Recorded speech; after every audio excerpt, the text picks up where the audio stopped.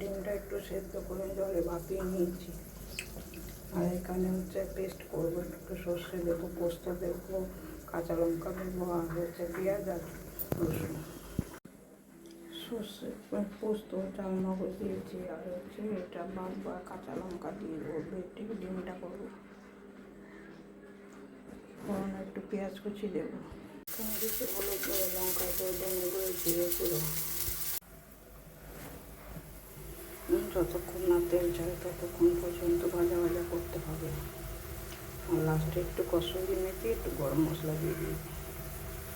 এখন হচ্ছে একটু কসুরি মেথি দিয়ে দিয়েছি, এবার দিয়ে দিয়েছি একটু, এবার ঢাকা চাপা দিয়ে রেখে দেবো। এখন অসাধারণ সুন্দর হয়েছে, আর খেতেও সেই টেস্টি হয়েছে। আপনারা এরকম বাড়িতেও বানিয়ে খাবেন। একরকম ডিমের কারি না খেতে খেতে মুখে অরুচি হয়ে গেছে, এরকম ভিন্ন স্বাদে দিয়ে রান্না করবেন আপনারা।